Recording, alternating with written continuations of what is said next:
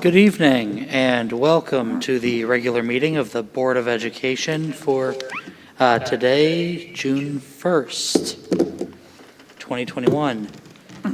Mr. Walker, may we please have a roll call? Dr. Blau. Here. Ms. Heinrich. Here. Mr. Rich. I am here. Ms. Fox. Here. Ms. Smith. Here. I myself am here. And is Ms. Weems dialed in? I'm here from Cleveland. She is here from Cleveland, Ohio. Okay, then all are present and accounted for. Thank you. Welcome to the June 1st Farmington Board of Education regular meeting. Graduations are just around the corner. June 10th for Visions Unlimited, June 12th for Farmington Central, and June 13th for Farmington and North Farmington. Yes. I'm sorry, that is correct. My apologies. Pledge of Allegiance. I was jumping straight through things. Let's do the Pledge of Allegiance. Thank you.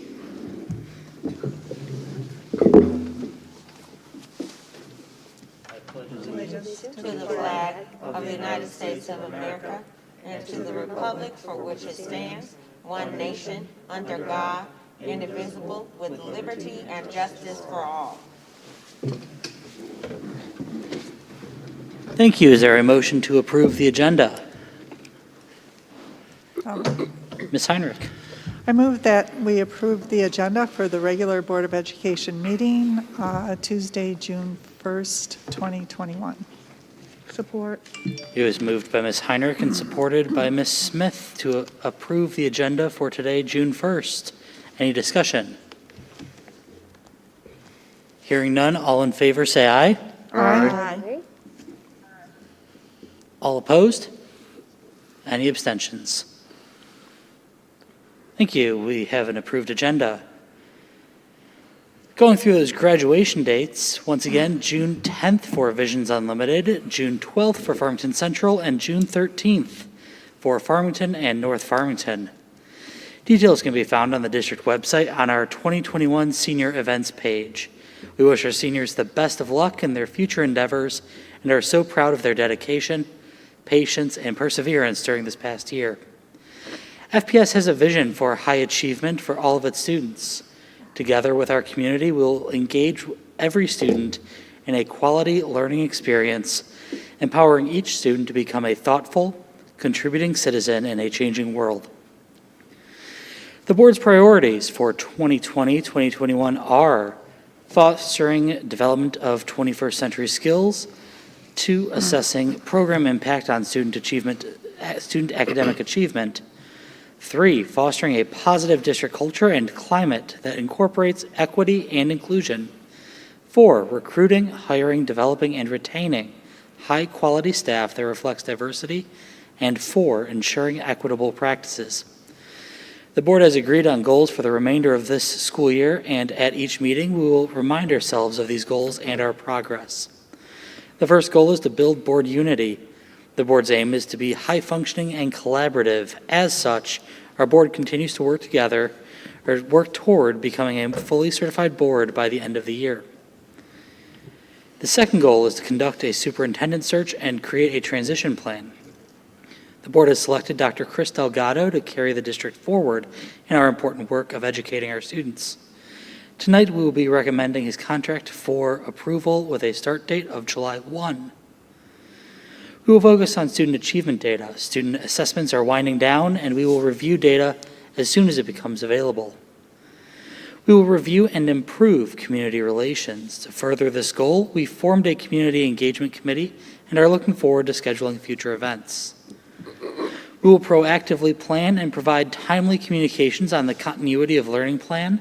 The district will be providing a robust summer learning program and is planning on a return to 5 full-day in-person schedule in the fall. We will ensure district resources are aligned to priorities and goals. A public hearing on the 2021-2022 budget, 2021-22 tax levy, and the second amendment of the 2020-2021 budget will take place this evening. Public comments will be shared after discussion items. This will be the opportunity to share general comments Anyone present in the WebEx event may express a live comment. Sign-up is required, and the sign-up form is available on our website. If the public comment is intended to be critical of or express dissatisfaction with a particular staff member, student, or group, you are encouraged not to identify the person by name. You may request a private meeting with district representatives or utilize the complaint process found in our policy manual and administrative regulations manual, which provide for resolution at the complaint's closest point of origin. Generally, board members and the superintendent will not respond to public comments during the board meeting. Issues may be referred to the superintendent for investigation, study, and/or response. That concludes my announcements, but we will now move on to item C from items from the president, which is recommendation for approval of superintendent contract. Is there a motion?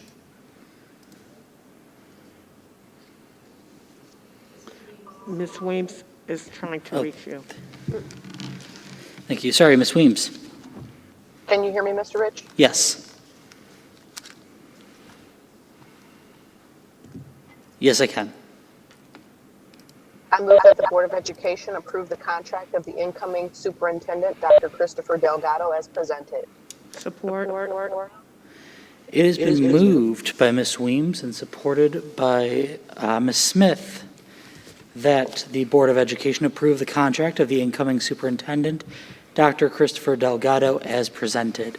Is there any discussion? I will first, because I cannot see Ms. Weems, do you have any discussion comments on this?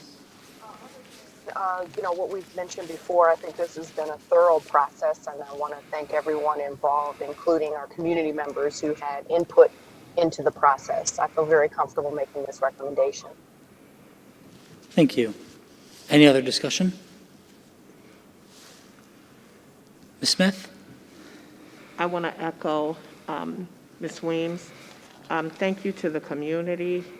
Thank you to our colleagues for making this recommendation and doing a great job and hiring us one of the candidates that we had come before us. And we're looking forward to working with Dr. Delgado. Thank you. And before we move to a vote, I just wanted to let everyone know. First, I wanted to thank once again Ms. Buckley as well as Ms. Bauman for all of the work that they did throughout our search process and will continue to do to help get Dr. Delgado onboarded and ready to hit the ground running July 1st. But also, not many people in the community would know that a lot of this going through the contract and getting everything ready was a lot of the work of Ms. Weems, so I just wanted to thank her for all of her efforts over the past few weeks to get something solidified and have this ready for us to approve tonight. So with that, Mr. Walker, can we have a roll call vote, please? Yes, sir. Dr. Blau, Yes. Ms. Heinrich, Yes. Mr. Rich, Yes. Ms. Fox, Yes. Ms. Smith. Yes. I myself will be yes. Ms. Williams. Ms. Williams, can you hear me? I am a yes. Thank you. Unanimous. Fantastic. Thank you very much, and we look forward to working with Dr. Delgado. I know we're starting meetings up, and he will officially be on July 1st. I see Dr. Goodrum is very excited about this. All right, with that, we will move on to items from the secretary. Thank you. The board has received communications regarding Head Start and graduation. Communications are acknowledged, and when appropriate, a response is provided. A list of correspondence can be found in the board packet, which is available on the FPS website. Thank you, Mr. Walker. Moving on to the legislative update, Dr. Blau. I don't have anything to report at this time. Okay, thank you. Moving on to district updates. I'm going to throw this over to Diane Bauman. This is a great evening of celebration. We have our superintendent's contracts negotiated and finalized, so we're going to move on to our second celebration. So tonight we are honoring this year's winner of the Judy White-Ora Teaching with Heart and Soul Award, Dr. Kyle Curtis. And Dr. Curtis is online with us. There she is. This program is in honor of Farmington Public Schools' former Assistant Superintendent of Curriculum, Judy White-Ora, who dedicated her life to the pursuit of excellence in education. Her Teaching with Heart and Soul pledge was created to inspire teachers to reach out to kids in unique and creative ways. It is in this spirit that we have dedicated this award in her memory. Judy wrote a pledge for teachers to take, and there are several points that are part of the nomination form.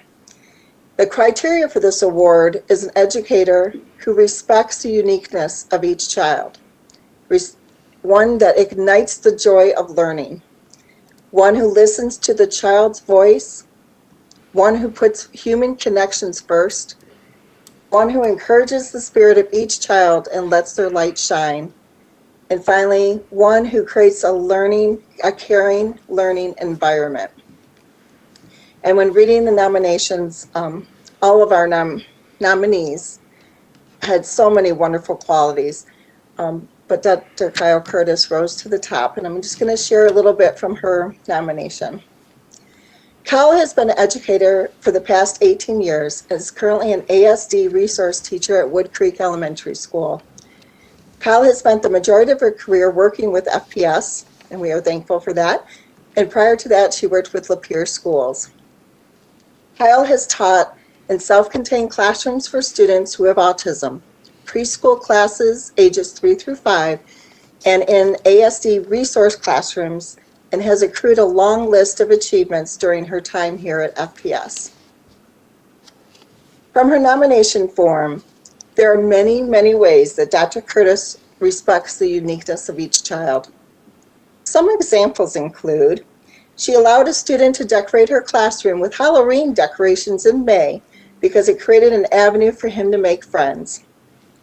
She is becoming a paleontologist as well, as she has spent a great deal of time looking up prehistoric animals to help her kindergarten with her writing assignment, or his writing assignment, sorry about that.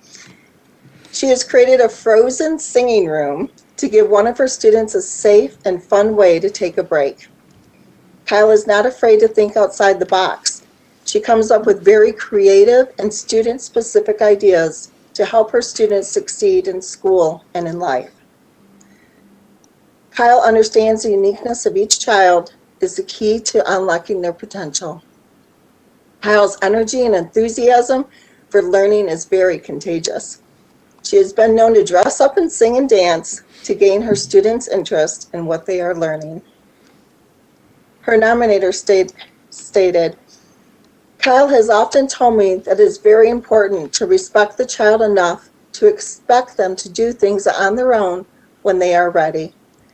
And these wise words from Dr. Curtis have helped many teachers during the unique and fantastic journey of teaching a child with autism.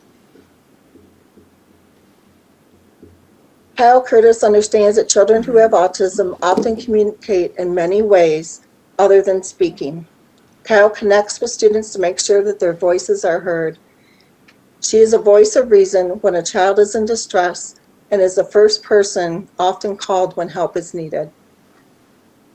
She is loyal, smart, efficient, and thinks outside the box.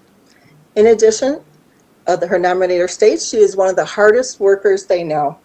She will stop at nothing to reach a student and devotes herself to student growth. Her only commitment that rivals that to student growth is her commitment to supporting staff through professional growth and divergent thinking. In her leadership, she is tactful and caring, while also holding herself and others to a high standard to ensure student benefit. Being accepted means a great deal to students who have autism and their parents.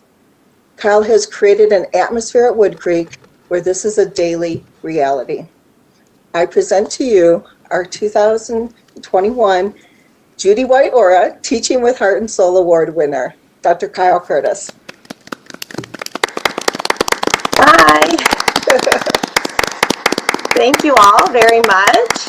I'm very honored to accept this award, and I was speechless when they all entered my room while I was giving the NWEA assessment.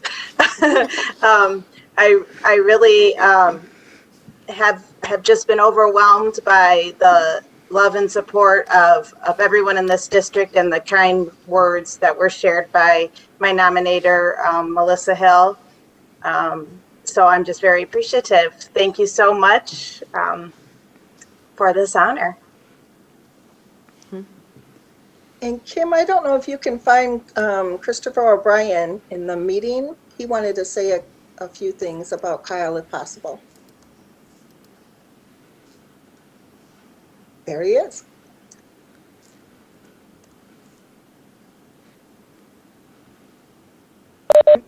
Can you hear me, Diane? Yes, we can hear you. Okay. I want to echo just briefly some of the words you said.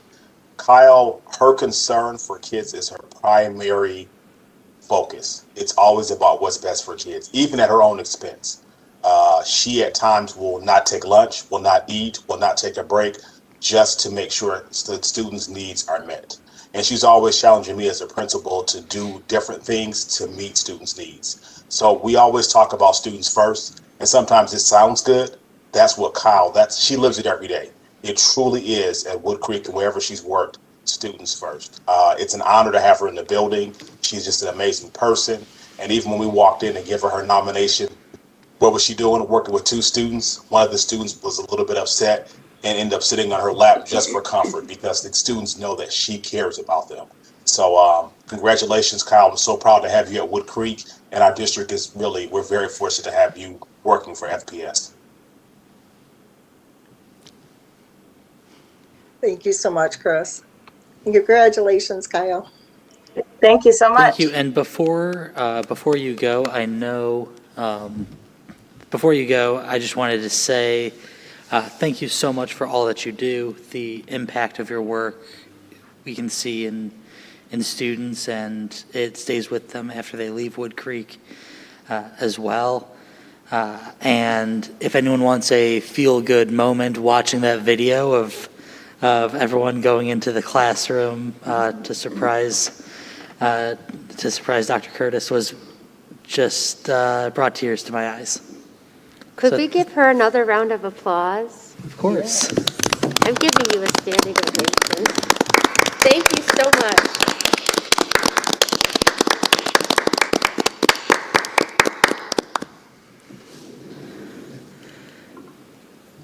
Thank you, Dr. Curtis.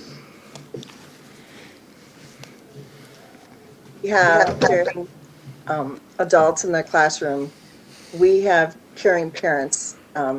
So do you want me to go right into that, Dr. Goodrum? Mm-hmm. Okay. So this tonight, we are honoring our PTA Council officers for the 2020-21 school year. And what a year they've had, right? So PTA's mission is to make every child's potential a reality by engaging and empowering families and communities to advocate for all children. And our PTA Council is the definition of what PTA values. So I looked on PTA's website, and they have 4 areas that they really focus on. One is collaboration. So they work in partnership with a wide array of individuals and organizations to broaden and enhance our ability to serve and advocate for all children and families. Commitment. They are dedicated to children's educational success, health, and well-being through strong family and community engagement, and remaining accountable to the principles upon which the PTA Association was founded. Diversity. They acknowledge the potential of everyone without regard, including but not limited to age, culture, economic status, educational background, ethnicity, gender, geographic location, legal status, marital status, mental ability, national origin, organizational position, parental status, physical ability, political philosophy, race, religion, sexual orientation, and work experience. And respect. They value the individual contributions of members, employees, volunteers, and partners as we all work collaboratively, I love that word, to achieve our association's goals.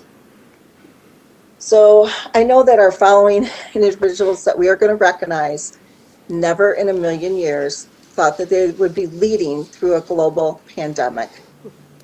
And they didn't miss a beat during the past year and a half, not a beat. They learned online tools to continue to hold engaging virtual programs for families. They never did that remotely or virtually before. And if you've been to any of their programs, they're done so well. They've held online community forums to help keep families informed and kept asking questions of the district and so that we could get more information out to families. And we appreciate that. And they supported staff, students, and families through, as we all went through these uncharted waters together. There are really no words to express the depth of gratitude that we have for these individuals who serve on the board of the PTA Council. While everyone was not able to join us tonight, we do want them to be acknowledged for all of their hard work. So you can wave when we call your name. President Beth Hewlett. And Beth is serving, this is her second term, so she's been 4 years as president of the board, and we are so very grateful for your leadership, Beth. Vice President Community Outreach, Kelly Carpenter Crawford. Vice President of Enrichment, Nancy Jennings. I know Nancy's here. Vice President of Advocacy, Jen Garland. Treasurer, Meredith Swain. And Secretary, Beth Pankey. So Denzel Washington states, at the end of the day, it's not about what you have or even what you've accomplished. It's about who you've lifted up, who you've made better. It's about what you've given back. And at the end of this day, you can sit back and know that your work matters. And you have given back so much to our students, our families, and our staff. So thank you.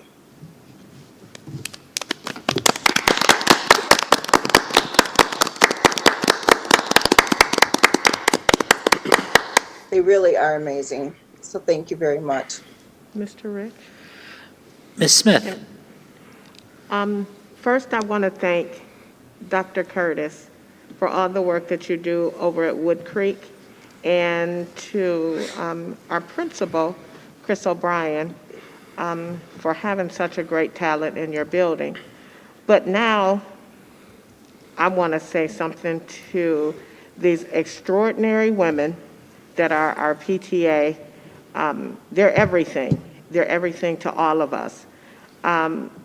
As you see, I did wear orange for Friday. With Diane, at the end, she said Denzel Washington. So I thought you all got some sort of award to go visit him yourself. And I want to go. But to Beth and to Jen Garland and to your whole board, thank you. I can't say thank you enough. It is a selfless job. People don't realize you do not get paid. You are the eyes and ears of this community. You not only look out for our students, but the phenomenal job that you do with our staff, for staff appreciation, and even with your board. I miss you all so much. I did get to see Nancy on Thursday, but kudos to all of you. You ladies you all taught Wonder Woman how to do this job. So thank you, and I appreciate you all so much.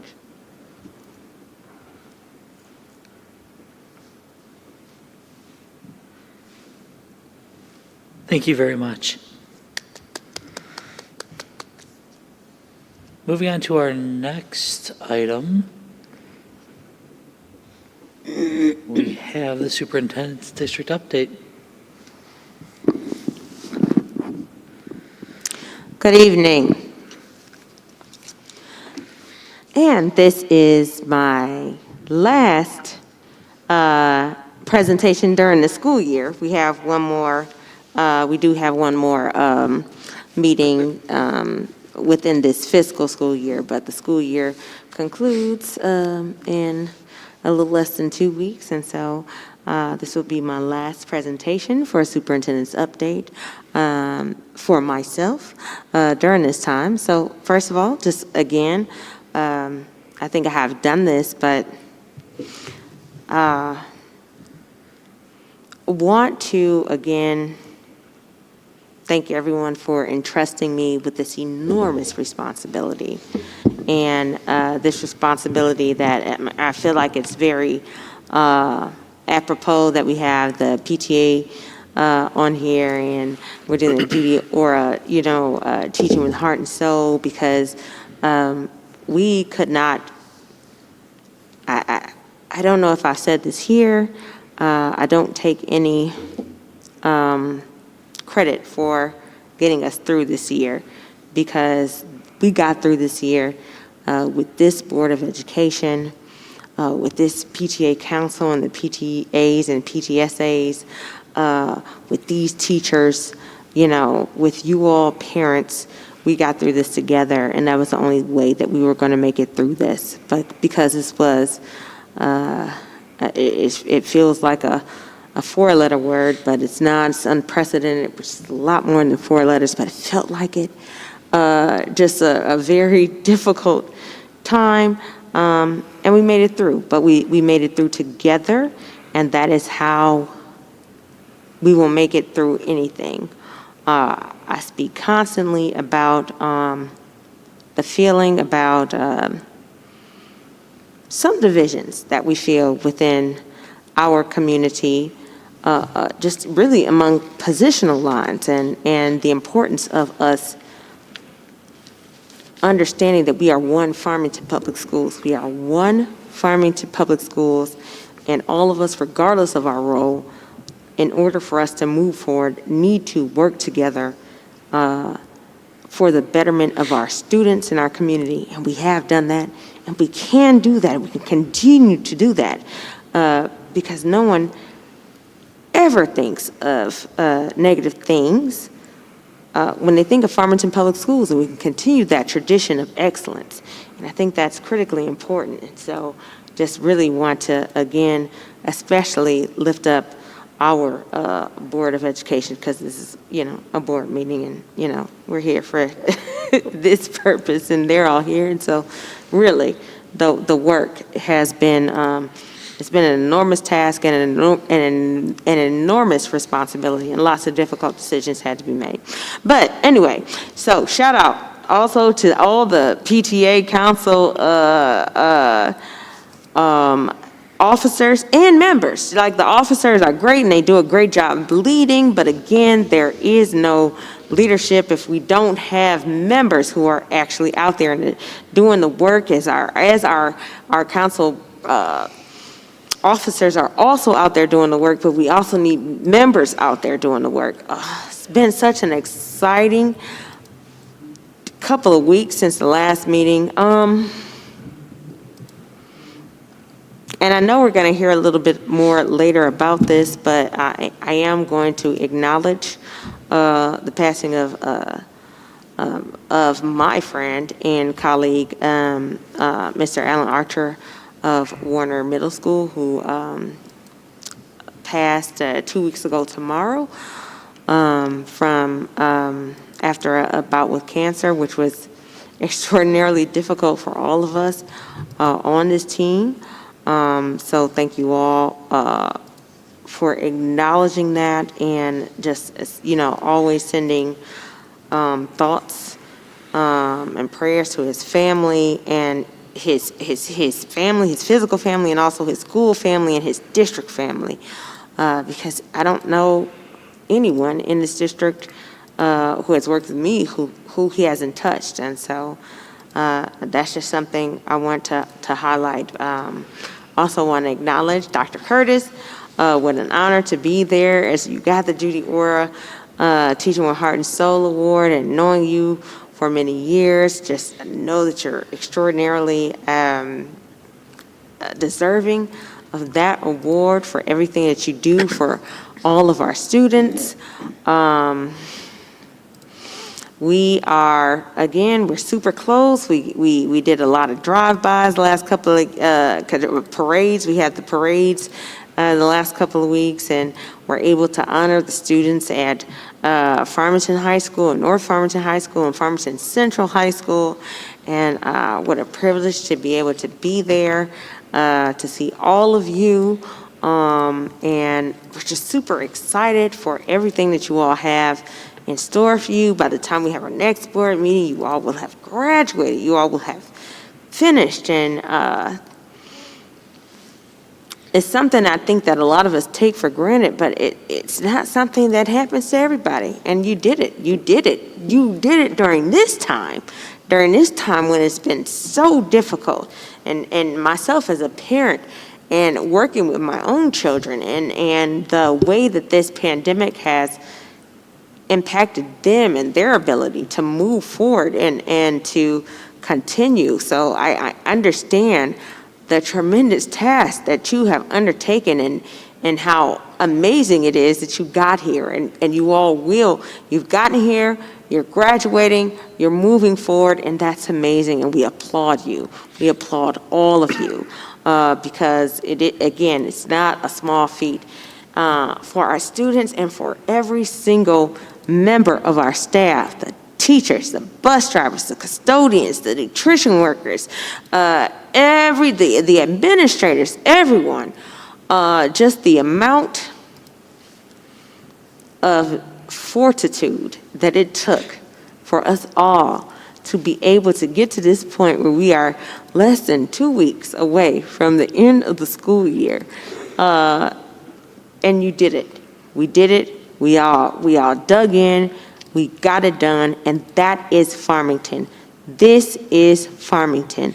The work is Farmington. The students is Farmington. That is what we do. And I think that that is critically important. I'm super excited about Dr. Delgado coming on board. You saw my clapping when the contract was, approved by the board, and just excited. This is a super amazing job, Dr. Delgado. Like, I'm not trying to make it seem like I'm running away or whatever, but it's not where I am right now. So I'm super glad that you're coming on board, and I think we're all really happy to invite you here, and we're ready to continue the excellence, the tradition of excellence that has been the Farmington Public School District. And the places where we have work to do, we are really, really willing and able to do that work to move each and every one of our students forward in a productive way. And so I'm very excited this evening. Thank you. Thank you, Dr. Goodrum. We're going to move on to the Farmington African American Parent Network update with Mr. Thomas Hull, the president of FAAPN. Good evening. Thank you for allowing me to give a quick update with with FAAPN. First thing is that Lester Thomas is going to transition out and have myself step in as to become the new president of the FAAPN organization, and I humbly accept that responsibility, and to keep the legacy of what before me, and the vision and goal and mission statement of FAAPN, and to have it still provide a great service and resources throughout Farmington.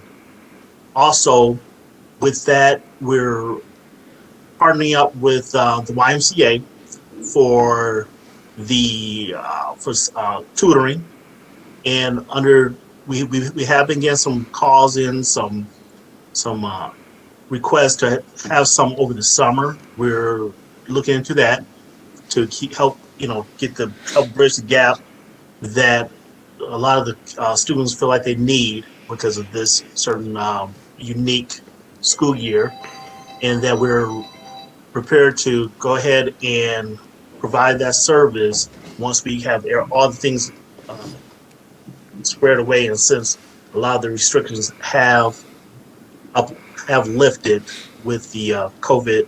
So we're kind of like in a good place right now, and that we can start to provide the right sources and services that, as known for FAAPN, for the students.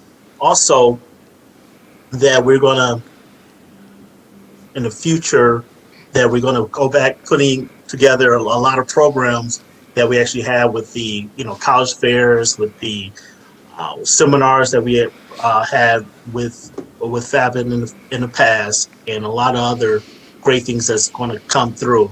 So I'm really excited for this new school year, in which that now we can we feel like a lot of things have just lifted up, and we're now kind of refreshed and got everything in our bearings together, and we have a pent-up demand on a lot of sources and services that we actually provide. So I'm really excited for this new year. We're going to be rock and rolling next year. So with that, we're going to keep you updated to what we're doing, and just stay tuned for what's next through FAAPN. Thank you, Mr. Hall. Congratulations and thank you for taking the reins of FAAPN. It's definitely an incredible organization, and I'm looking forward to its further growth under your leadership. I know we've heard Lester Thomas has been transitioning out. He's been transitioning out for the last few years, so I am glad that he is able to take more time. I'm sure this is not the last we will see of him, though, because he is an incredible asset to our community and to this organization. But thank you again, and thank you for giving us this update. Dr. Blau. Yes, Mr. Hall, I have an interest in helping to volunteer, and I have a couple of neighbors who also are interested in volunteering, so I'll get in touch with you somehow in the next couple of weeks to figure out about that. Forward to it. Thank you. Ms. Smith? Welcome and congratulations on the presidency. I'm a little biased because Thomas is my nephew, so I am excited to see him take this leadership role. Lester will be missed, but we all know Lester is not going anywhere. Every goodbye is not gone. So Zach and I know that from working with him closely for the past few years, as well as Mr. Walker. And you know that if you need anything, I'm here. I'm just a phone call away. Thank you. Thank you.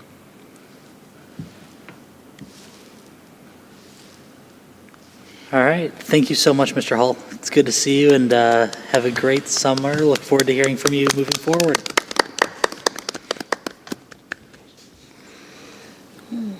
Next up is Miss Beth Hewlett for the PTA Council update. Yes. Hi. Hello, everybody. Good evening. I'm happy to be here to give you one last update from the PTA Council for this year. And I really would like to begin by letting you know how appreciative we are that so many of you were able to attend our virtual Founders Day celebration, and that you are also joined by numerous district employees from central office and school buildings and principals and teachers and so many more, and elected officials, and it really means a lot to us. Your show of support speaks volumes to our volunteers. So we thank you for being there. The council and our local units, we are wrapping up this year, and we're already working on next year. And this is the time of year when I would normally be telling you about all of the advocacy and initiatives that we have worked on or are working on. But I know that the district is also already hard at work for next year. So I would like to use my time instead today to ask you for a seat at the table, especially as you are developing your community engagement committee. There's so much planning that needs to go into next year, and there's so much at stake. And some of this work will be done in committees, the return to school planning, the use of the American Rescue Plan Act funding, wellness committees, and parent and teacher representation in these discussions is crucial. This is the only way to ensure committees are reflective of those who will most be impacted by changes. In the interest of transparency, we also ask that the district provides a clear timeline for the development of new plans, that they identify specific opportunities for parents and families to be involved, and publicly post and distribute this information in a variety of ways, including an intentional outreach to families who have limited modes of communication or who have fallen out of touch with the district. Additionally, tonight, the PTA Council would like to express our concern about the amount of recess time that stands to be lost to teacher contract negotiations. We strongly urge the district to not request a shorter time for recess. The evidence is clear. Recess provides a needed break from a structured day. It can improve children's physical, social, and emotional well-being and can result in better classroom behavior. And the CDC, the American Academy of Pediatrics, National PTA, and many other organizations recommend that districts provide at least 20 minutes of daily recess. Recess has been referred to as movement-based social emotional learning. So social emotional learning relates to educating the whole child, we know, which relates to the Every Student Succeeds Act, which relates to the Michigan Department of Education's Top 10 and 10 plan, as well as the American Rescue Plan Act goals. So these are some of the pieces of the puzzle that go into making every child's potential a reality. This shows how very important recess for children and education is, especially as we pay close attention to needs after the pandemic. And schools are in a unique position to provide some of those 60 total minutes of physical activity as recommended by the U.S. Department of Health and Human Services. The district has received an amazing Building Healthy Communities grant this year for creating healthy school environments. Part of that grant includes on-site resources and recess equipment and much more. And receiving this grant, yet reducing recess time, seems to be at odds with each other. In the district regulations manual that was refreshed this April of 2021, it states that the district's wellness committee is tasked with aligning, among other things, physical activity opportunities, or recess, which aligns with model school wellness policies. So if these decisions come out of a committee, is it something that can be bargained in a teacher contract? Has the discussion been had with the wellness committee about the possible reduction of recess time? The Child Nutrition Act, as well as the state of Michigan, call for district-wide wellness policies to be developed, implemented, evaluated, and updated with input from students, parents, staff, and interested community members. We ask for a seat at the table with the Wellness Committee and policies. With that, I want to thank the board for hearing us this year. I want to thank you for the work that you're doing to connect families in the community with the district, with your new committee especially. We thank you for getting over all these hurdles this year and working to do the best that you can for all students, and we know that you do. We also thank Dr. Goodrum, and we thank the rest of the district. It's been a hard year for you and for many others, but I think, like me, you are probably looking for a refreshed start in the fall. And so with that, I thank you very much for letting me update you and appreciate all that you've done. Thank you.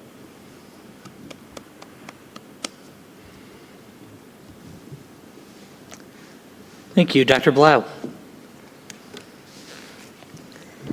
Thank you so much, President Hewlett. I will find out what the proper protocol is for inviting you to participate in our Community Engagement Committee. As a new board member, I'm not sure exactly what that looks like, but I've got it written down and I'll reach out to you about that. Thank you. Ms. Heinrich. Yes, I just want to say thank you because you cannot hear those words enough. It takes a whole village, and I just want to express appreciation for all those that have been recognized, for Cal Curtis, for the Heart and Soul Award, for our PTA Council, for all the work that you do. It's so important to connect and support parents and families and students and teachers and staff and make sure that everybody's voice is heard. And I agree with you. It's so important for everyone to have a seat at the table. So we just look forward to working with you and to also to Mr. Thomas Hull for taking on the Farmington area African American Parent Network in the work that you're doing, and also just to offer my services as a volunteer also. So put my name in your contact list when you're looking for help. So thank you again for our community and for all the parents also that support our schools. Ms. Smith. Beth, again, I want to thank you for all the work that you and your team have done. I totally agree about the transparency. We don't hear everything. We don't know everything. It helps us to have an organization and the parent group and the Education Foundation to hear the things that we don't get on a regular basis. You are out there in the schools. You know what the parents want. You know what the students are looking for. And so to have you a part of the process, I totally agree. We can't do this without you and without the support of your PTAs. And again, you all are, as well as Farmington FAAPN as well, you all are our eyes and our ears, and this is why so many of the board members are able to be connected and know what's going on. And without you, we can't get this done. So I thank you, and yes, we will be transparent, and we will have a collaborative relationship, not only with the two groups, but with the superintendent as well. So thank you. Great, thank you very much. We are now going to move on our next agenda item, which is our reports from board committees, Finance and Facilities Committee. Ms. Heinrich. That would be me. Yes. The Finance Facilities Committee met on May 25th, along with myself, Mr. Walker, and President Weems were present. The items that we talked about was the district security system provider, ADT, and there's going to be some updates that are going to be presented during the discussion items by Mr. John Barth, our facilities manager, in charge of our facilities, and you'll hear more about that. The boardroom furniture was discussed, and I hope that our board members noticed over on the side and took time to sit on the chairs and look at the table. And that is going to be a discussion item, and it's also going to be a action item in today's agenda, as was the security update also. They're going to present it for discussion and action, just because these are things that we want to make sure that they're moved along in a timely manner. And that will be presented during the discussion item with more information. We also was presented by Mrs. Kaminsky on the the budget, the Second Amendment, and she talked over the committee about highlights and adjustments that are incorporated into that, and that will be presented also in today's meeting, and then we will approve it at the June 15th meeting. So it's just a discussion item today.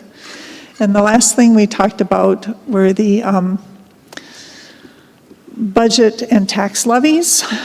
So there's a lot of budget things that are involved in running a school district. So I am learning, and Mrs. Kaminsky again highlighted the funds that are going to be reviewed, and she will give us more information under discussion, and we will again approve that at the June 15th meeting. And for future agenda items, the board committee members are going to have an audit discussion with Plant Moran. Great, thank you very much, Ms. Heinrich. Any questions? Seeing none, we can move on to our discussion items. First on the agenda is the boardroom furniture.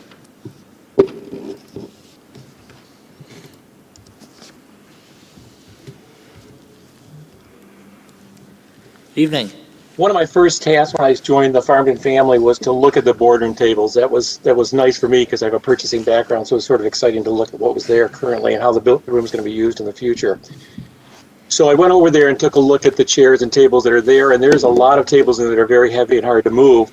And meeting with Sandra and some others individuals over there, we sort of decided that wasn't really functional for the new space, which is going to be used not only for board meetings, but for large group instructions.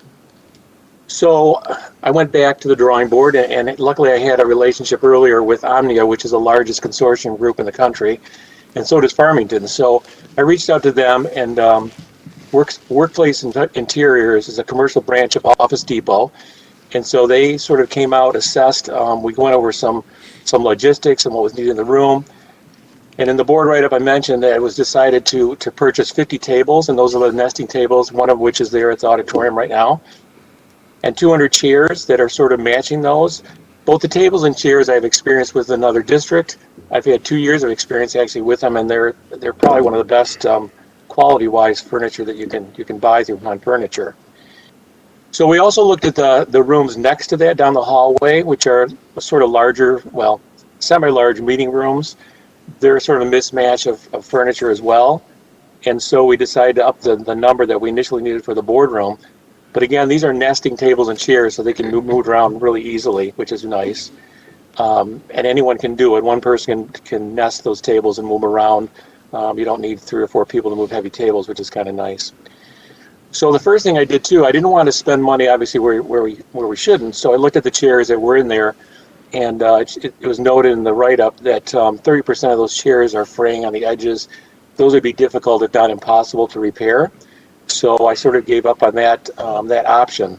But again, reaching out to Workspace Interiors and Han, who has a relationship there with Workspace, my recommendation to the board is that we move forward with the purchase of 200 chairs and 50 tables through Workspace Interiors in the amount of $81,920.80.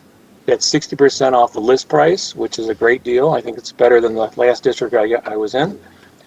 If the board approves this to go forward, we're looking at 3 to 5 week delivery, probably more like 3.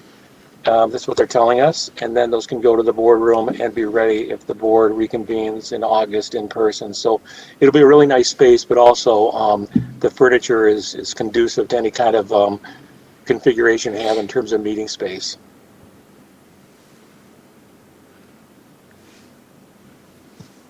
Great, I'm looking around if there are any questions.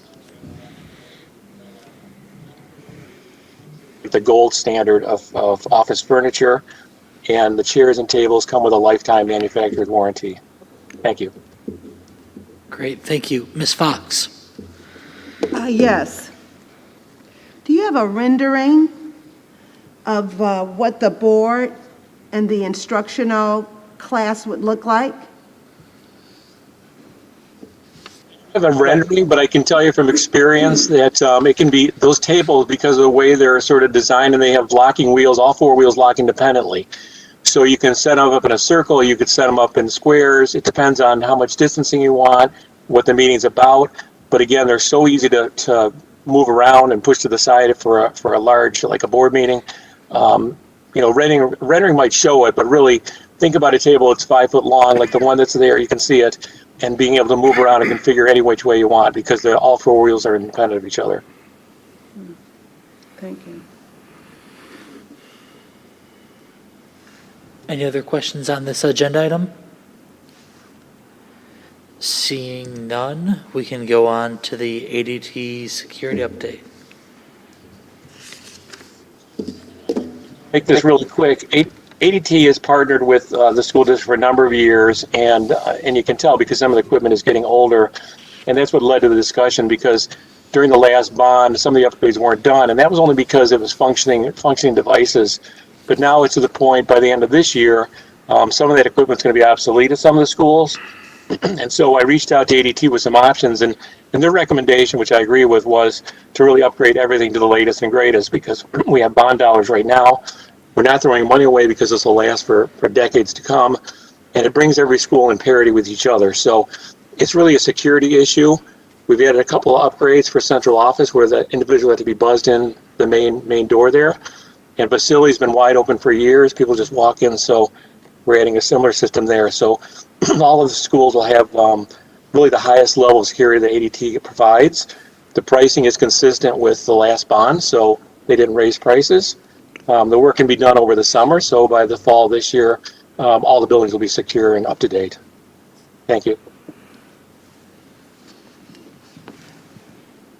Looking for any questions, and seeing none, we will be able to go on to our next agenda item, which is the public hearing.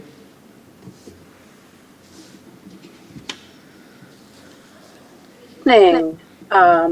So tonight you have before you the district's proposed budget for the fiscal year 22 budget. So tonight is the public hearing on the budget as well as the 2021 tax levy discussion. We will ask the board to approve the budget and the tax levy on June 15th, which by law must be done on or before June 30th each year. I am going to share my screen. We do have a presentation for you.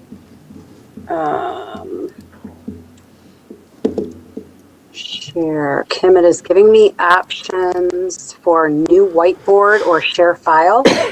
Okay, I'm now the presenter. Okay, thank you.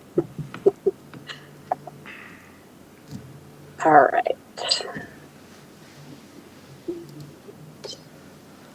Here. Okay, perfect. Hopefully everybody can see the presentation here. Yes. Okay, thank you. So this evening, Kim Pinchak, our finance director, is also here in the meeting as she'll be presenting part of the budget information as well as our tax levy items. So the budget document that was provided to you in board books contains the budget timeline and the updated parameters that we use to create the fiscal year 22 budget. Oops, I accidentally hit. Sorry about that. It also contains the 2021-22 budgets, as well as the amended budgets for fiscal year 21 and 3 years of actual results for all funds of the district. Additional information is presented for the general fund, which of course is our main operating fund. The document also contains taxable values and millage information, as well as a 3-year forecast and the assumptions used for each of the district's funds.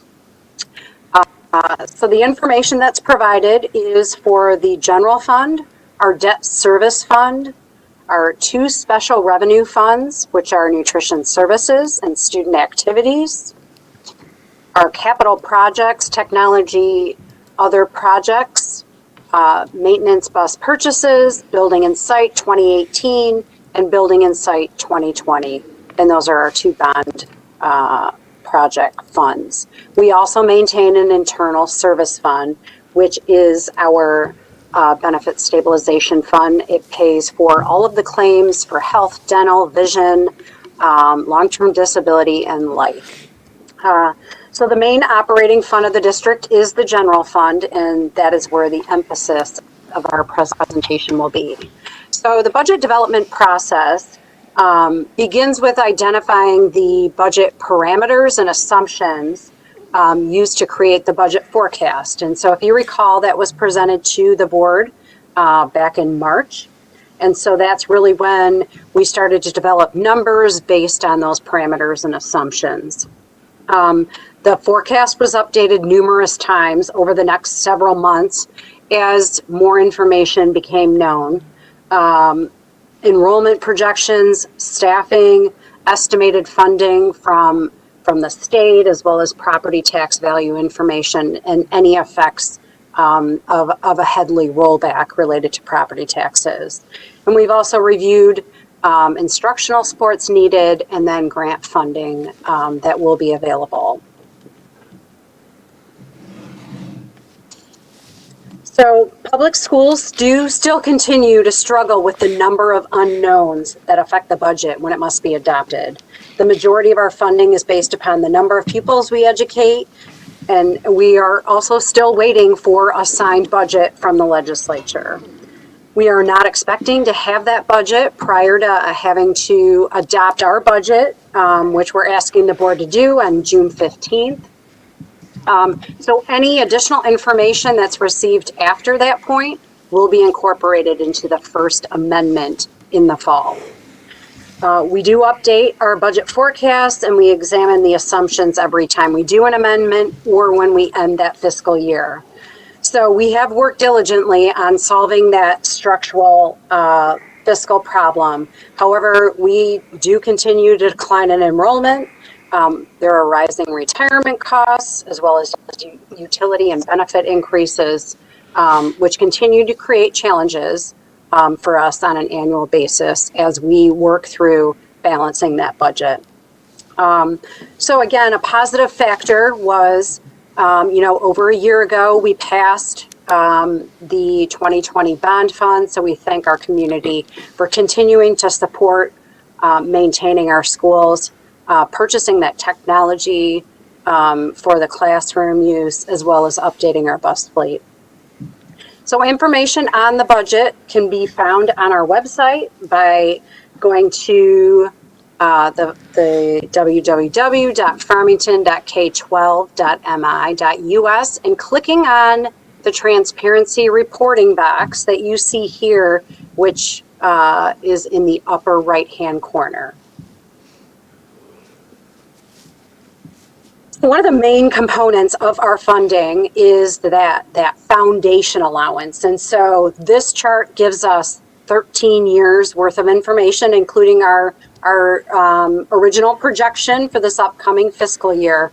And as you can see, the first 3 years that are shown in this chart, we lost a significant amount of money. So over $600 per pupil over a 3-year period as we lost our 20J funding. The governor imposed several rebasing of the foundation allowance over the next 2 years, which amounted to $470 for every district. And then, as you can see, we received small increases along the way, but we are still not back to the foundation allowance level prior to those cuts. So we're still down $69 per pupil, which is approximately 0.7%. We are projecting right now for the foundation allowance to increase by $82, bringing us to $10,487. And that $82 is based on the governor's budget that was presented in February. So right now, the House and Senate have, come out with their initial budgets as to what they'd like to see in funding. Prior to the Memorial Day weekend, there was a revenue estimating conference that revealed that the state had significantly more money than they had previously anticipated. And so the governor did come out and shared some additional priorities as to how she would like to see that additional revenue spent. So there's still lots of work to do between the House, the Senate, and the governor before they finalize, a stated bill. The one item to keep in mind is the state's fiscal year starts on October 1st. So technically, they have to finish all of their budget information and set their budgets by September 30th, which obviously doesn't coincide with our fiscal year, which is July 1 through June 30th. So that's why we don't anticipate receiving any information that we can actually build into our original budget. We'll have to build that into the First Amendment. So the next chart shows the cumulative rate of inflation and then that percent increase in the foundation allowance. So you can obviously see there's a big disparity between the two lines. And so we've really only showed from 2005-06. But if we were to show all of those years back to 1995, which was around the time Proposal A went into effect, that funding intersects in 1995, and then that disparity or that gap starts to form, after 1995. So the difference is fairly significant, and it's about 51.4%, or $4,872 per pupil difference since Proposal A went into effect. So if we were getting inflationary increases in our funding, we would have almost $5,000 additional in per pupil funding. And so if you also factor in kind of that the retirement increases that have been coming through over the last 10 years, that disparity would be much greater in the gap in what we need to operate. So to kind of put this into numbers, our general fund revenue is estimated at $140,048,000, with expenditures at $140,811,000. And so we are estimating and projecting to have expenditures exceed our revenue by about $763,000 this upcoming year. And again, that brings us to about a 19.6% fund balance, which is still above that board target. And again, we're projecting to end this fiscal year around 20%. I know that seems odd that we would want to use our fund balance.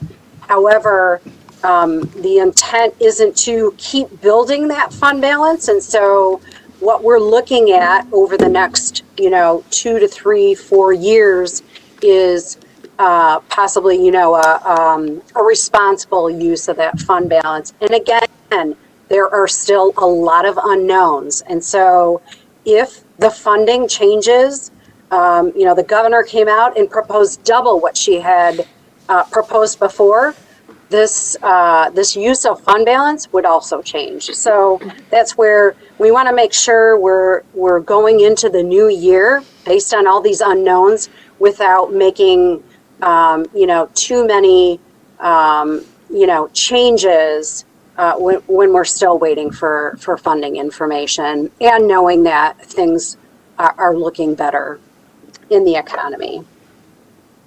So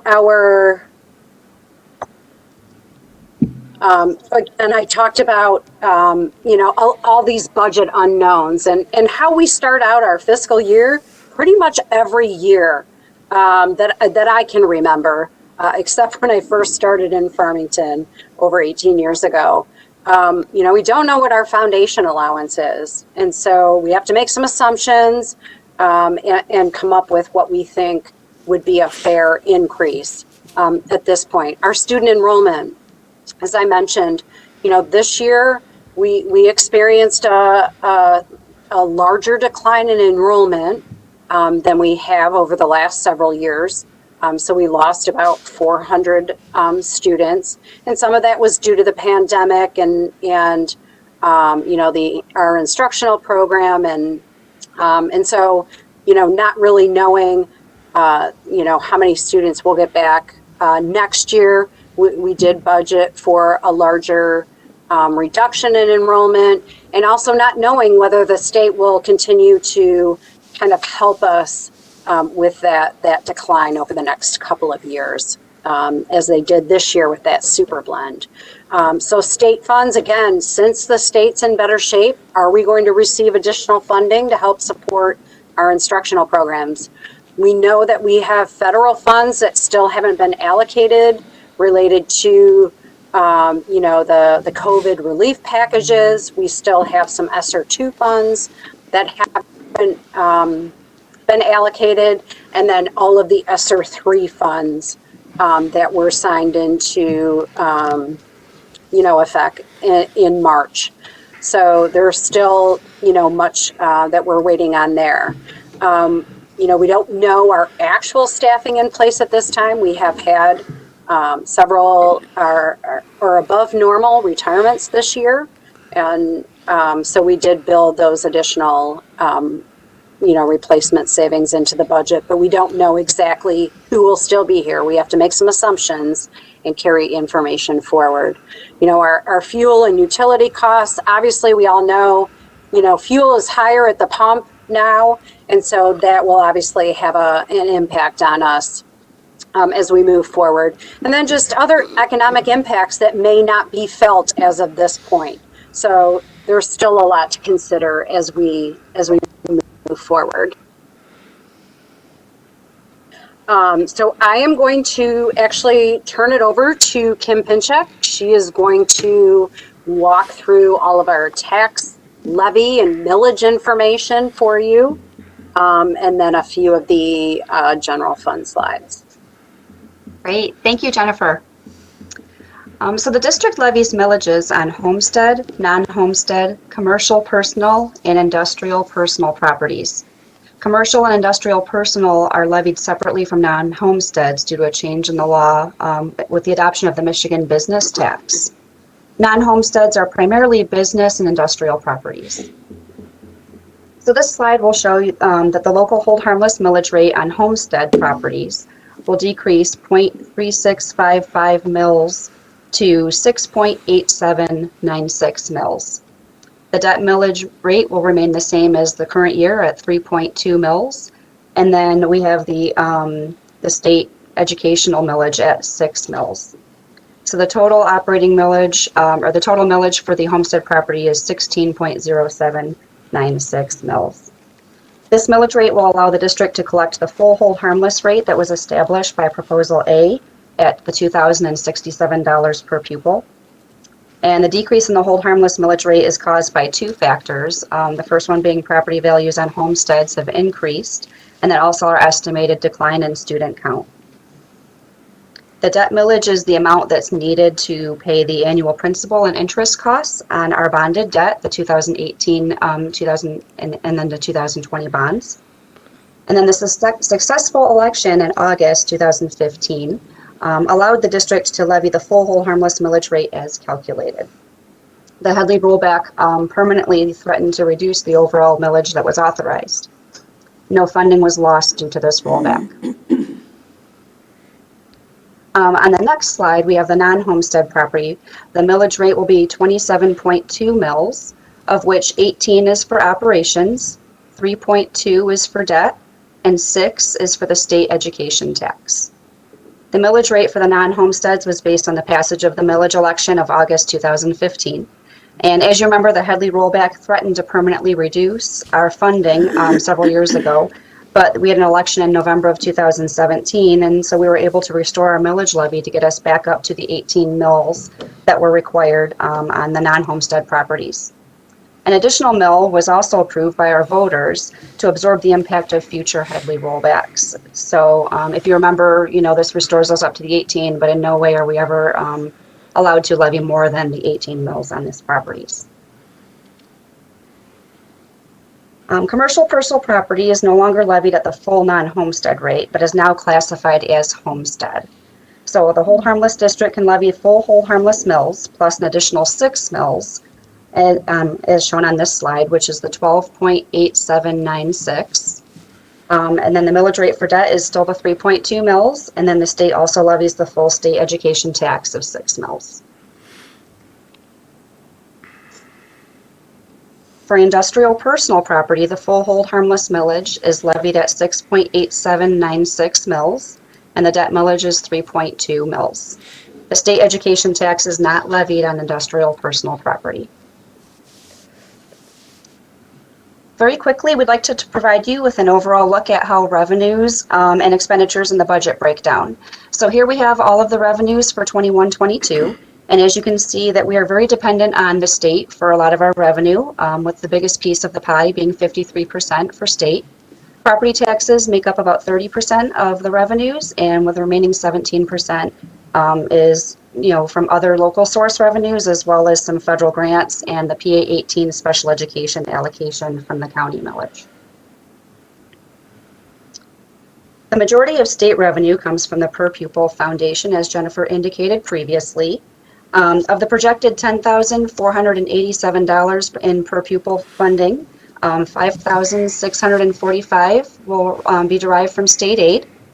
And then the $2,067 per pupil is the hold harmless millage on the homestead property, with the remaining $2,775 per pupil from non-homestead properties.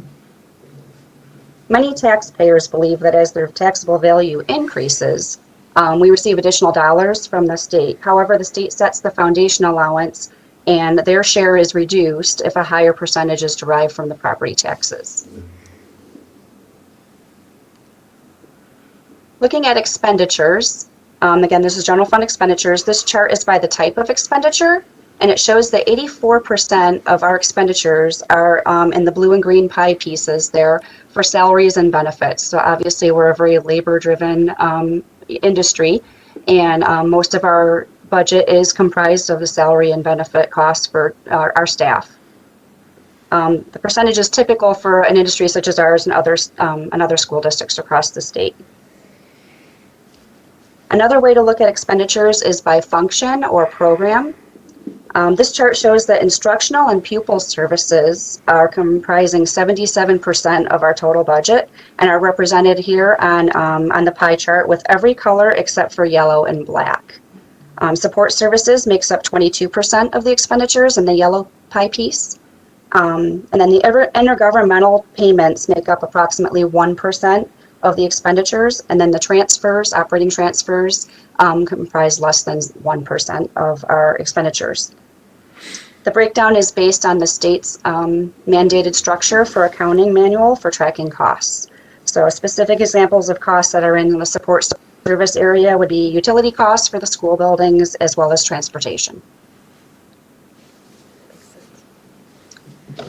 Also included in your budget document is historical information such as taxable values, tax levy information, and a bond amortization schedule.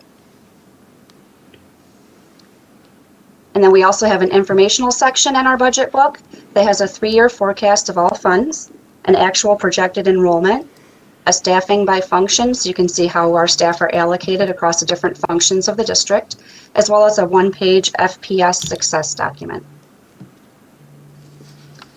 In looking ahead, the budget document includes a 3-year financial forecast through the fiscal year 2024-2025 for all of the district funds. The forecast shows that the general fund balance would continue to meet the board's policy targeted range over the next 2 years, with a decrease in fund balance to about 6% in the year 2024-25. These forecasts will continue to be modified, as Jennifer indicated. We are constantly reviewing the information as it becomes available to us. And that includes taking into account the upcoming work through the strategic planning process and other meetings that will help us drive allocation of resources in the future. At this time, Jennifer will give you an overview of the other funds of the district and look at the amended general fund budget for fiscal year 21. Okay, thank you, Kim. So again, included in your budget document are all of the other funds of the district. So our debt service fund, as Kim mentioned, we levy 3.2 mils to make those debt service payments and debt service and the principal and interest payments each year. Our special revenue funds for nutrition services and student activities. So again, nutrition services encompasses all of the activities related to our a National School Lunch and Breakfast Program. Student Activities is a new fund this year, or newer, that we're using. We established it back in 2019-20 as a result of a new Governmental Accounting Standards Board, GASB 84, pronouncement that was to go into effect. And COVID allowed the delay of the implementation of that GASB until this year. So we are implementing that. So this Student Activities Fund used to be in an agency fund, so where funds were handled slightly different. It's now a special revenue fund, so we'll show revenues and expenditures versus just one account to maintain those activities. Capital projects, we have our Technology Other Projects Fund that will, that receives transfers from our general fund. So currently $300,000 is budgeted to be received in that fund next year. $600,000 will be going into the bus purchase maintenance fund to be used for future capital items after all of the bond funds are exhausted. And again, we have our Building and Site 2018 funds, which are the second series of our 2015 bond issue, as well as our newest bond issue 2020, and the related projects that are ongoing with that, with those funds. And again, our Internal Service Fund, Benefit Stabilization, and as I mentioned, it handles all of the costs or makes all of the payments for our health, dental, vision, long-term disability, and life, either premiums or the actual costs, as we're self-funded for several of those items. So just quickly highlighting the major adjustments that were made for the fiscal year 21 second amendment for the general fund. So we did revise our federal grants. Those have been updated to include grant awards to date. And so we did include some of the newer ESSER grants that we knew were coming, and that we have expenditures for. We also revised our state revenue due to reduced special education costs. And so we're receiving less categorical revenue related to that. Purchase services and supplies have been reduced to reflect more actual levels of costs at this point. And we've also reduced expenditures for tax write-off costs, as those have been lower over the last several years. And then other funds, we have 3 other funds that are being amended at this time: our nutrition services, our student activities, and one of our bond funds is also being adjusted to reflect the most current information known to date. So I'd really like to thank the staff in the business office, Kim Pinchak, who's here with me this evening, Carla Swanson, who also helps us evaluate our information, to help with that second amendment, as well as the next year's budget, and Kendra Montante from the School and Community Relations Department, who kind of puts together our cover for us and updates a few of the schedules at the beginning of our budget document. So thank you so much to them for all their work in completing this document as well. So our document is available on the budget's website. Again, just need to go to our website, click on that transparency reporting, and you'll find all of the budget information there. We also do have copies at our central office administration building for those individuals who do not have access to the internet. So I can answer any questions you might have at this time. Dr. Blau?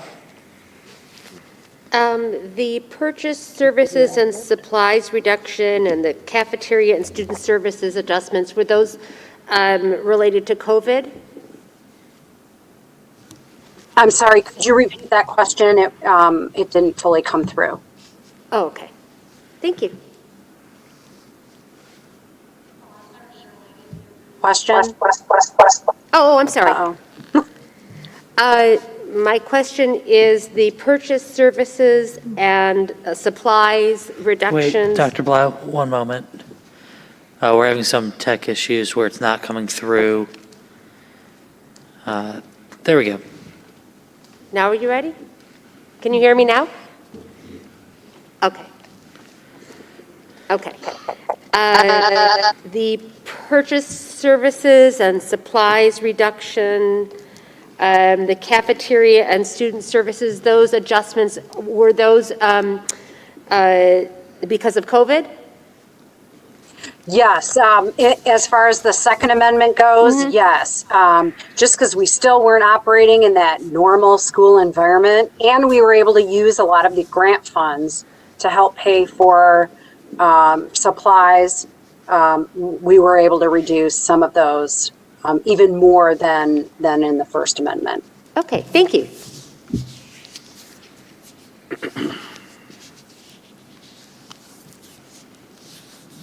Seeing no other questions, I just wanted to thank you so much. I know for the past 2 years on the board, I was on the Finance Committee, and just know how much effort goes into putting all this together and all the meetings that you have with our Budget and Finance Committee, as well as internally and with our with everyone else to make sure that we have this together and set our framework moving forward into the next school year.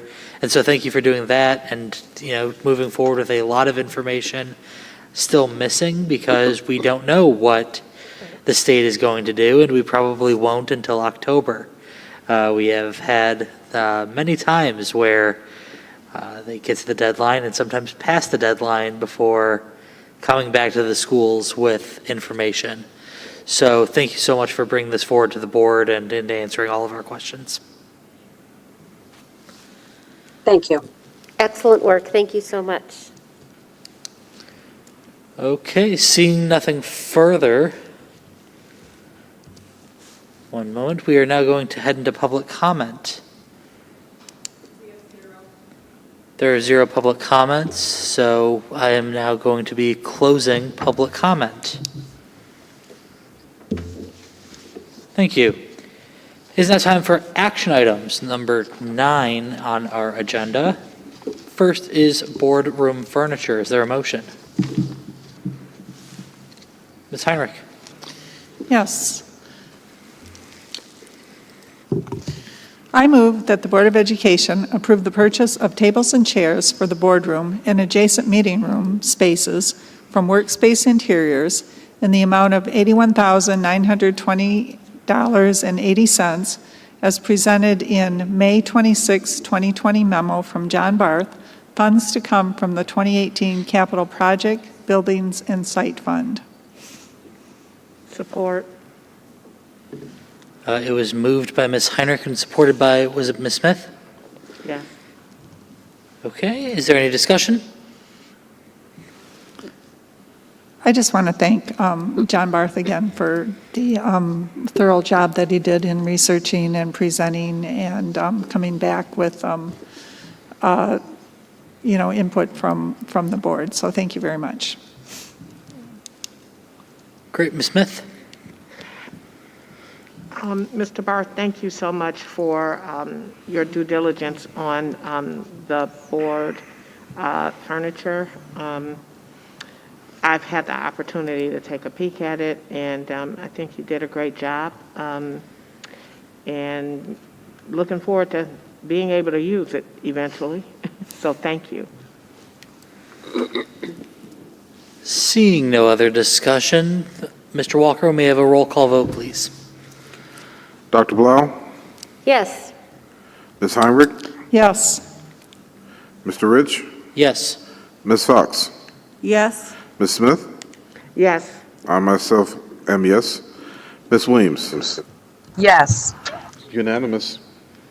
Thank you. With that, we will move on to 9B, the ADT Security Update. Is there a motion?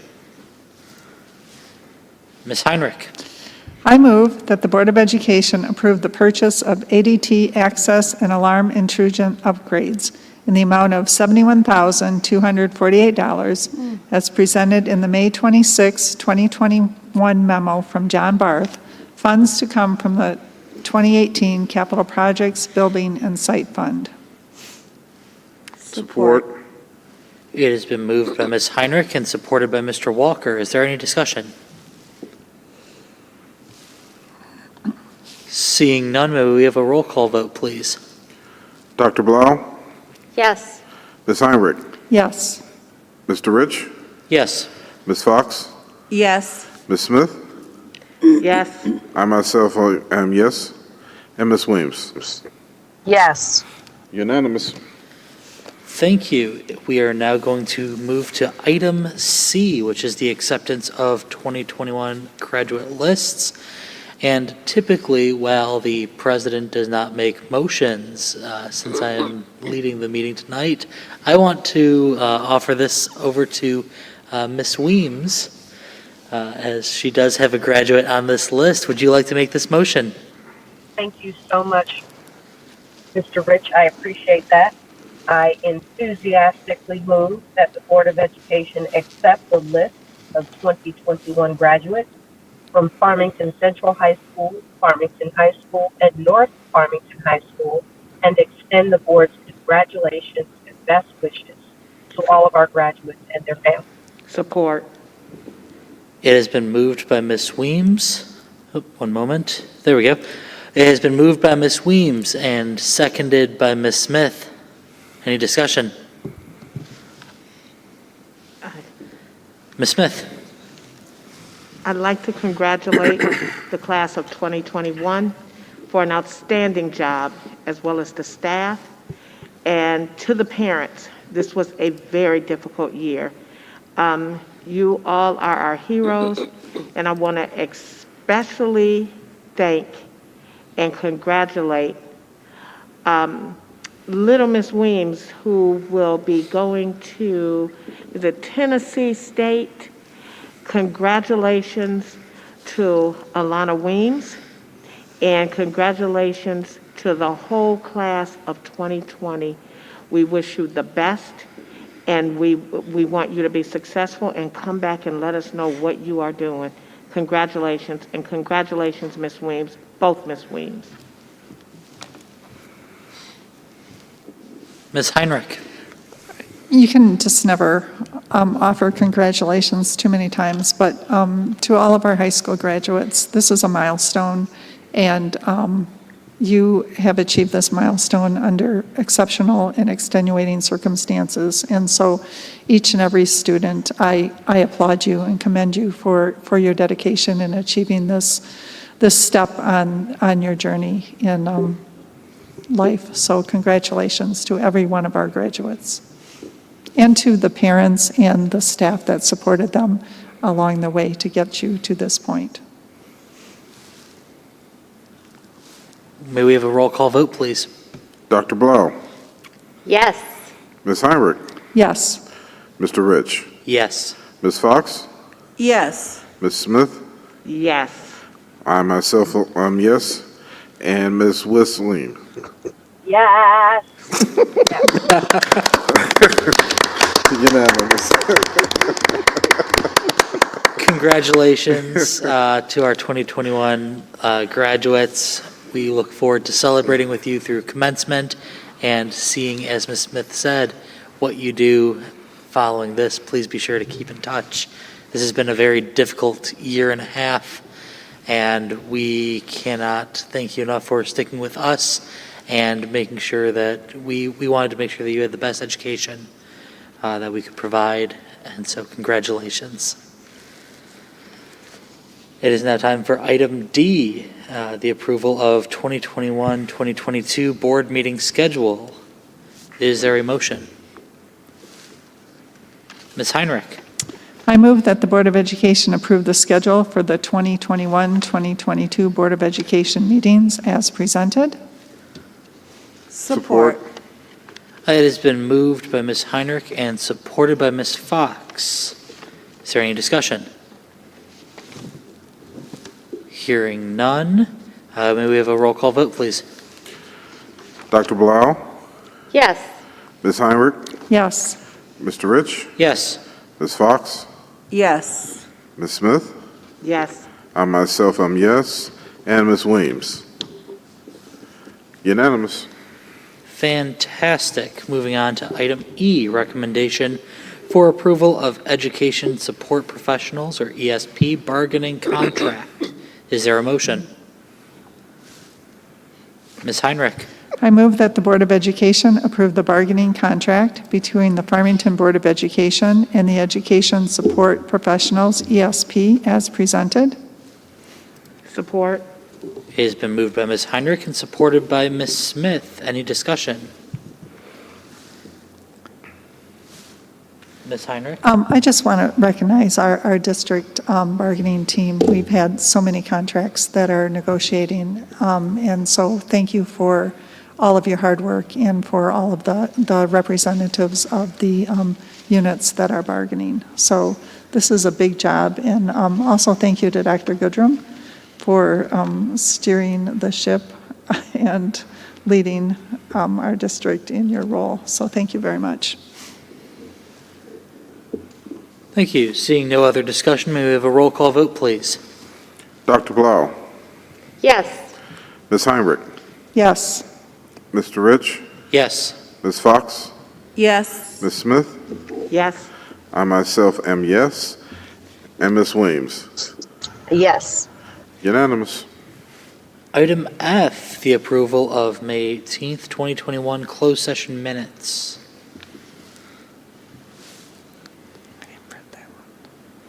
Ms. Heinrich? I move that we approve the May 18th, 2021 closed session minutes as presented. Support. It has been moved by Ms. Heinrich and supported by Ms. Smith. Is there any discussion? Hearing none, maybe we'll actually for this, all in favor say aye. Aye. All opposed? Motion carries. We're now moving on to the consent agenda. Is there a motion?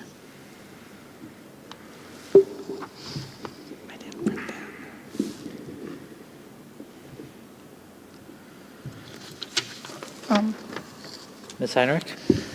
I move that we approve the consent agenda as follows. Approval of minutes, May 18th, 2021 special meeting, May 18th, 2021 regular meeting, and resolution to amend the Farmington Public School District 403B retirement plan as presented. Support.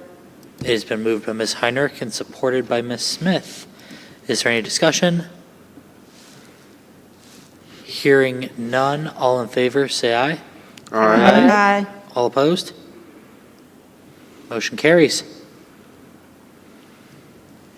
It is now time for item number 11, reports from board representatives. Are there any reports from board representatives? Hearing none. Moving on to our next agenda item, recommendations for future agenda items. Mr. Walker. I'd like to see if we can place on the agenda for our next meeting further discussion regarding seclusion and the seclusion rooms in our district and our policies surrounding it. Okay, thank you. I didn't hear that. I didn't hear Seclusion rooms. that. Okay, seclusion rooms. Ms. Smith? I'd like to see that there's some discussion and put in place for board policy to discuss censorship.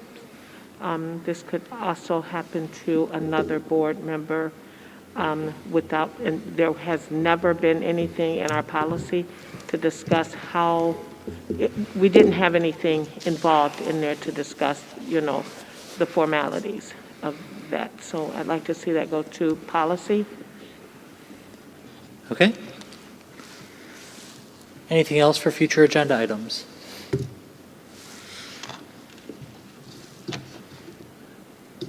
Seeing none, we are going to move on to good and welfare. Ms. Smith?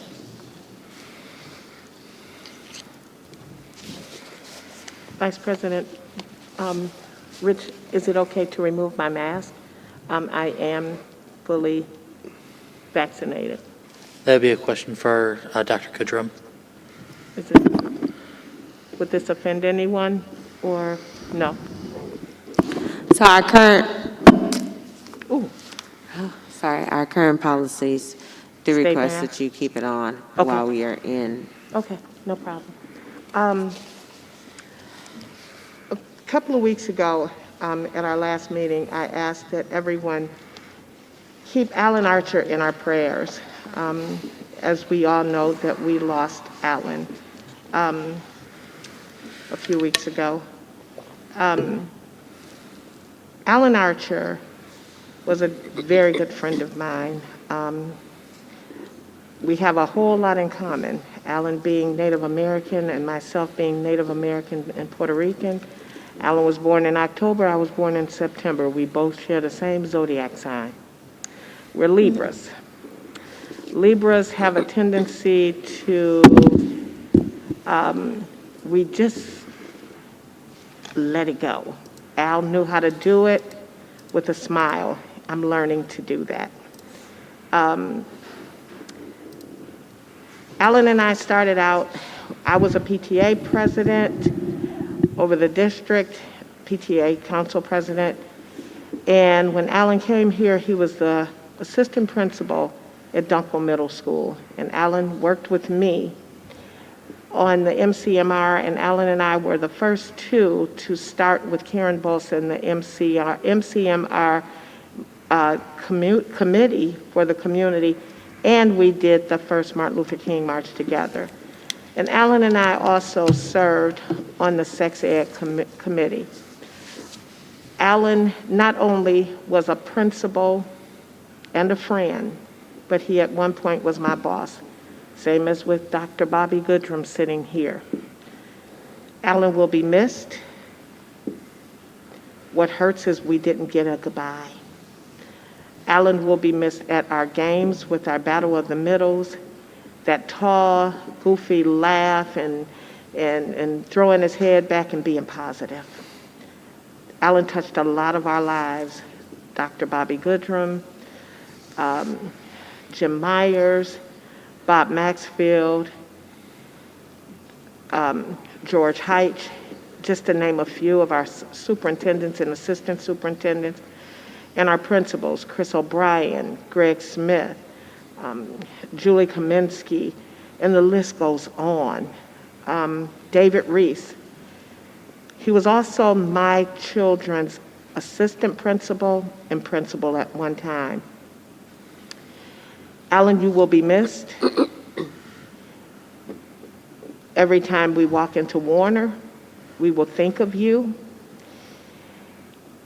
You're the only principal that was given permission to call me Ange. And I'm going to miss that.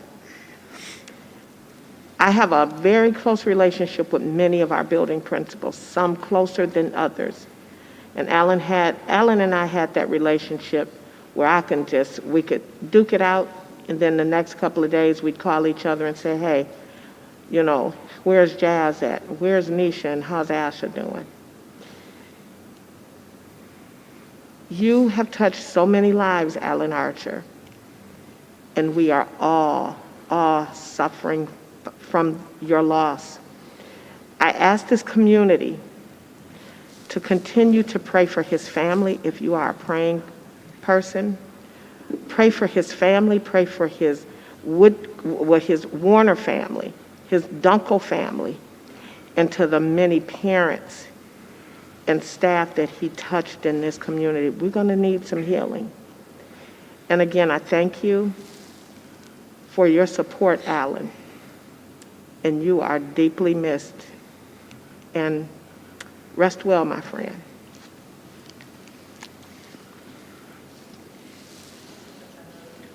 May I add something? Thank you, Ms. Smith. Did you hear, Ms. Ween? I think that I'm okay to proceed. I can't hear you guys. I have two children that currently attend Warner, and I have one who has attended Dunkel in the past. So I had the pleasure of developing a relationship with Mr. Archer over the years, and I am very saddened by the loss, as is our entire district. I want to offer my condolences to his family, to our staff, and all of our students. I welcome those who have access, and I will send it to the rest of our board members who perhaps did not get the message, a really touching tribute that the staff put together with pictures and testimonials from students that are really heartwarming. Thank you for putting that together, and I hope that our district can heal soon. Thank you for that.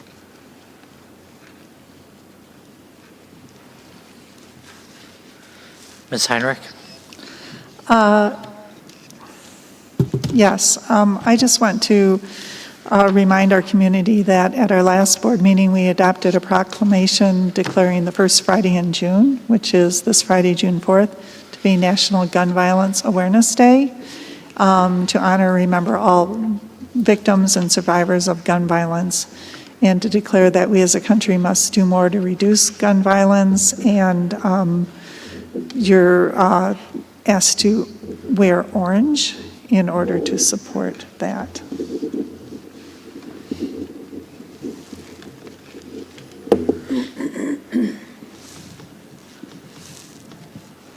Seeing no other good and welfare. And that is just a Ms. Weems. congratulations to all of the graduates. I think that before we have our next meeting, we will have a ceremony for IB students from last year. We will celebrate our Farmington Central grads, our Visions grads, our Farmington and North Farmington grads, and I'm so excited by that. I appreciate all of the festivities that have happened so far. The car parade was awesome. Great job to everyone, and I have no doubt that over the course of the next couple of weeks with graduations and such, that we'll continue to celebrate our graduates. Thank you to everyone involved. I know it's been a lot of work, but we really appreciate the celebrations and the recognitions to everyone for a job well done this year. Thank you. Thank you.